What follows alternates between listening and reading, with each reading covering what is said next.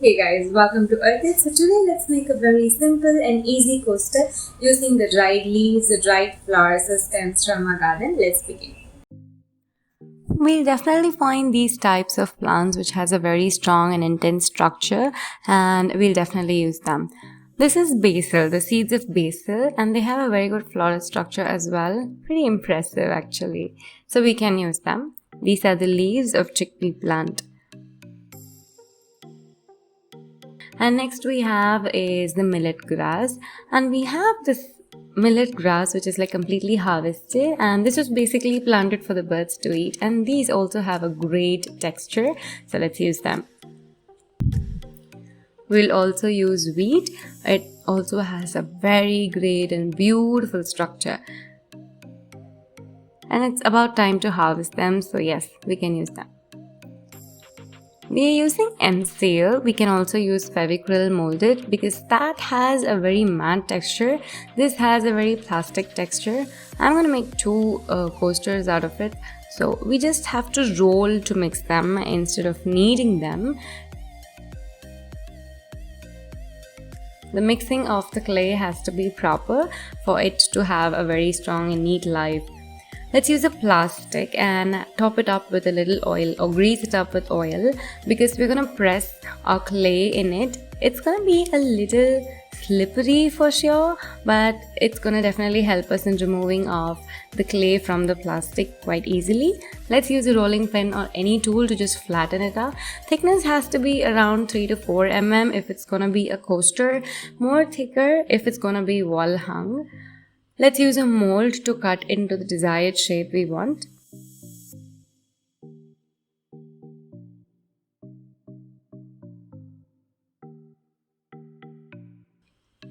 And if your clay gets stuck inside, start by pulling it off from one corner and you'll definitely have your clay out of your mold.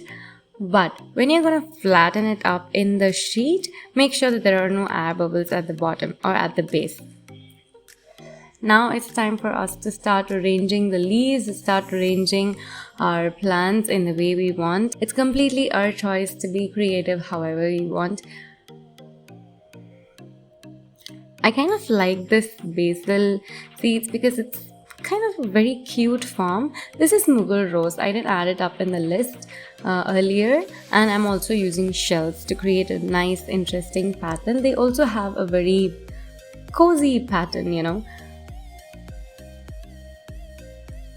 Just keep arranging until you're satisfied with your arrangement, and let's cover it up with a plastic and press it. Not too strong but a little soft to just create a very good impression of. We don't want to create a hole, we don't want to create a cavity and see the other side of the clay, but we just have to be very soft and remove it carefully. See, nice patterns, right? They're kind of cute and they're kind of really nice, especially with the combinations, they're extremely good. Once we have pressed it, it's definitely gonna go out of shape. So we just have to use a cutter to remove the excess whatever is inside and just start shaping it from the edges and get it up into the shape you want. You can use water to get the smooth texture. Alternatively, we can use silicone molds to get that 3D effect.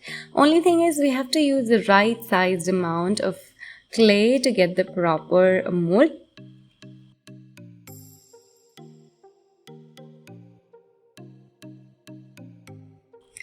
Fixing it is kind of easy. I have used the Fevicryl Mouldit over here, so you just scrape a little bit with a cutter, or you can also fix it with the help of water.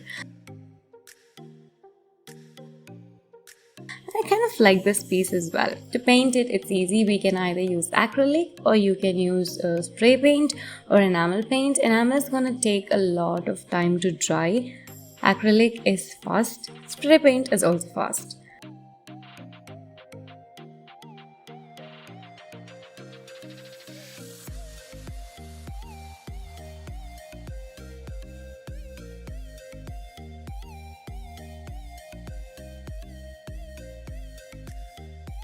I'm using copper dust over here. We can also use golden dust and it's a very good material.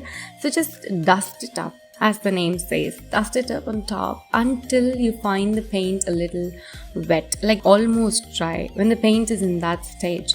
And you can just create an alternative layer of the copper dust and black paint until you're happy with the look it gives. To seal it, since it's a dust and since it's acrylic color, to seal it, we'll use clear varnish spray.